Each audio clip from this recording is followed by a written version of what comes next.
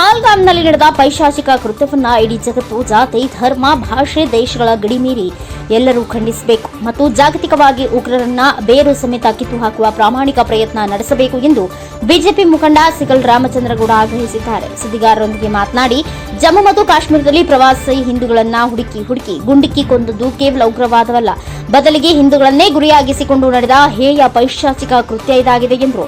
ಇಂತಹ ಸಂದಿಗ್ಧ ಪರಿಸ್ಥಿತಿಯಲ್ಲಿ ನಾವು ಯಾರೂ ಕೂಡ ರಾಜಕೀಯ ಮಾಡದೆ ಕೇವಲ ಉಗ್ರವಾದವನ್ನಷ್ಟೇ ಖಂಡಿಸಬೇಕು. ಉಗ್ರರನ್ನ ನಾಶ ಮಾಡಲು ಕೇಂದ್ರ ಸರ್ಕಾರಕ್ಕೆ ನೈತಿಕ ಬೆಂಬಲ ಕೊಡುವ ಕೆಲಸ ನಮ್ಮೆಲ್ಲರಿಂದಲೂ ದೇಶದ ಹಿತದೃಷ್ಟಿಯಿಂದ ಆಗಬೇಕು ಎಂದರು. ಭದ್ರತಾ ವೈಫಲ್ಯ ಇನ್ನಿತರೆ 10 ಕಾರಣಗಳು ಈ ಘಟನೆಗೆ ಕಾರಣವಾಗಿರಬಹುದು. ಆದರೆ ಅವುಗಳ ಬಗ್ಗೆ ಚರ್ಚಿಸಿ ವಾದ ಮಾಡುವ ಸಮಯ ಇದಲ್ಲ. ಒಂದು ವೇಳೆ ನಾವು ಮೊಸರಲ್ಲಿ ಕಲ್ಲು ಹುಡುಕುವ ಕೆಲಸ ಇದೀಗ ಮಾಡಿದರೆ ಅದಕ್ಕೆ ತಕ್ಕ ಬೆಲೆಯನ್ನ ನಾವೆಲ್ಲರೂ ತೆರಬೇಕಾಗುತ್ತದೆ ಎಂದು ಎಚ್ಚರಿಸಿದರು. ಅದರಿಂದ ಎಲ್ಲವನ್ನ ಬಿಟ್ಟು ದೇಶದ ಭದ್ರತೆ, ಐಕ್ಯತೆ, ಭಾರತೀಯ ಸುರಕ್ಷತೆ ಹಾಗೂ ಭವಿಷ್ಯದ ದೃಷ್ಟಿಯಿಂದ ನಾವು ಚಿಂತಿಸಬೇಕಾದ ಅನಿವಾರ್ಯತೆ ಸ್ಥಿತಿ ಇದೆ ಎಂದು ಹೇಳಿದರು. ಪ್ರಧಾನಮಂತ್ರಿ ನರೇಂದ್ರ ಮೋದಿ ಅವರು ಇಂತಹ ಪರಿಸ್ಥಿತಿಯನ್ನು ದಿಟ್ಟವಾಗಿ ನಿಭಾಯಿಸುವ ಶಕ್ತಿ, ಧೈರ್ಯ, ದೂರದೃಷ್ಟಿ ಉಳ್ಳವರಾಗಿದ್ದು ಇಡೀ ದೇಶದಲ್ಲಿ ಉಗ್ರರ ಸಂತತಿ ಇಲ್ಲದಂತೆ ಮಾಡಿ ವಿಶ್ವ ನಾಯಕ, ವಿಶ್ವಗುರು ಎಂದು ಸಾಬೀತುಪಡಿಸಬೇಕು ಎಂದು ಆಗ್ರಹಿಸಿದರು. Lokesh, NKS TV 4 news, Shidlaghatta. ಸದೆ ಬಿಡಬೇಕು ಅಂತ ಹೇಳಿದ್ರೆ ಅವ್ರು ಸಪೋರ್ಟ್ ಮಾಡೋರನ್ನು ಕೂಡ ಹೊಡಿಬೇಕು. ಅದನ್ನ ಎರಡೂ ದೇಶ ಮಾಡಬೇಕು ಕೆಲಸ, ಬರೀ ಒಂದೇ ದೇಶ ಅಲ್ಲ, ಎರಡೂ ದೇಶ ಮಾಡಬೇಕು. ಆ ಕೆಲಸ ಮಾಡೋದಕ್ಕೆ ಮೋದಿಜಿಯವರು ಯಾವುದೇ ಕಾರಣಕ್ಕೆ ಹಿಂದೆ ಮುಂದೆ ನೋಡೋಂಗಿಲ್ಲ. ಈಗ ಟೈಮ್ ಬಂದಿದೆ, ತಕ್ಕ ಪಾಠ ಕಲಿಸ್ತಕ್ಕಂಥ ಈಗ ಟೈಮ್ ಬಂದಿದೆ. ಈಗ ಪಾಠ ಕಲಿಸ್ಲೇಬೇಕು. ಅವ್ರನ್ನ ಯಾವುದೇ ಕಾರಣಕ್ಕೆ ಇನ್ನೊಂದು ಬಾರಿ ಮರುಕಳಿಸಬಾರ್ದು. ಆ ಕೆಲಸ ಮೋದಿಜಿಯವರು ಈ ಕೆಲಸ ಮಾಡಬೇಕು.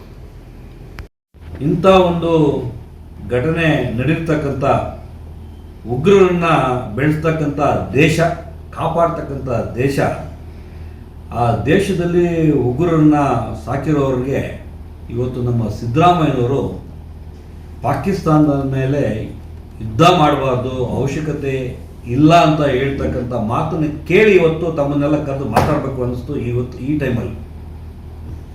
ಯಾಕಂದರೆ ನಮ್ಮ ಕರ್ನಾಟಕದಲ್ಲಿ ಕಾಂಗ್ರೆಸ್ ಸರ್ಕಾರ ಬಂದಾದ ಮೇಲೆ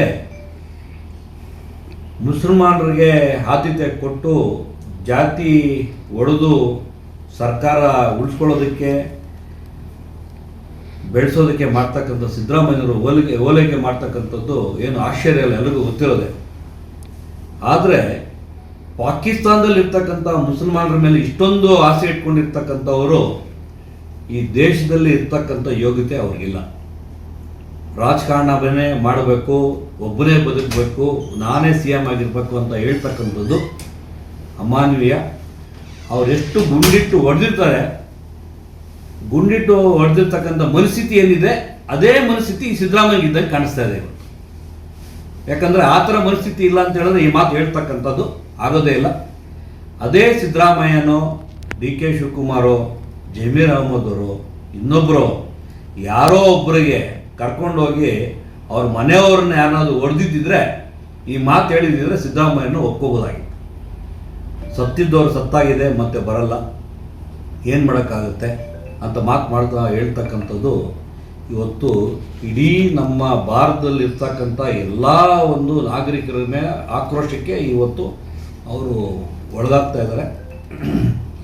ಇನ್ಮೇಲಾದ್ರೂ ಈ ಥರ ರಾಜಕಾರಣ ಮಾಡೋದು ಬಿಡಬೇಕು. ಇವತ್ತು ಏನು ಆ ಒಂದು ಜಾಗದಲ್ಲಿ ಕೃತ್ಯ ನಡೆದಿರ್ತಕ್ಕಂಥ ಜಾಗದಲ್ಲೇ ಸುಮಾರು ಜನನ ರಕ್ಷಣೆ ಮಾಡಿರ್ತಕ್ಕಂಥವ್ರು ಮುಸ್ಲಿಮರು. ನಾವು ಎಲ್ಲ ಮುಸ್ಲಿಮರು ಅದೇ ಥರ ಇರ್ತಕ್ಕಂಥದ್ದು ನಾವು ಹೇಳ್ತಾ ಇಲ್ಲ. ಆದರೆ ಉಗ್ರರು ಅಂತ ಏನು ಇದ್ದಾರೆ ಅವ್ರನ್ನ ರಕ್ಷಣೆ ಮಾಡ್ತಕ್ಕಂಥವ್ರನ್ನ ಇವತ್ತು ಸೆದೆ ಬಡಿಬೇಕು ಅಂತ ಇವತ್ತು ಸಿದ್ಧತೆ ನಡೀತಾ ಇದೆ. ಭಾರತದ ನಾಡು ನೋಡ್ತಕ್ಕಂಥ ಜಾಗನ ಇವತ್ತು ಸಾಕಷ್ಟು ನಮ್ಮ ದಕ್ಷಿಣ ಭಾರತದಿಂದ ಕೂಡ ಸಾಕಷ್ಟು ಪ್ರವಾಸಿಗರು ಹೋಗಿದ್ರು. ಆರ್ಟಿಕಲ್ 370 ತೆಗೆದ ಮೇಲೆ ನಿರ್ಭೀತಿಯಿಂದ ನಮ್ಮ ಜನ ಏನು ಪ್ರವಾಸ ಮಾಡ್ತಾಯಿದ್ರು. ನಾವು ಕೂಡ ಸಾಕಷ್ಟು ಬಾರಿ ಹೋಗಿದ್ದೀವಿ. ನಮ್ಮ ಭಾರತದಲ್ಲಿರ್ತಕ್ಕಂಥ ಸುಂದರವಾದ ಜಾಗದಲ್ಲಿ ಇವತ್ತು ಅಮಾನವೀಯವಾಗಿ ಇರ್ತಕ್ಕಂಥ ಗಂಡಸರಿಗೆ ಪ್ಯಾಂಟ್ ಬಿಚ್ಚಿ ನೋಡಿ ಹಿಂದೂನಾ ಮುಸ್ಲಿಮ ಅಂತ ಕೇಳಿ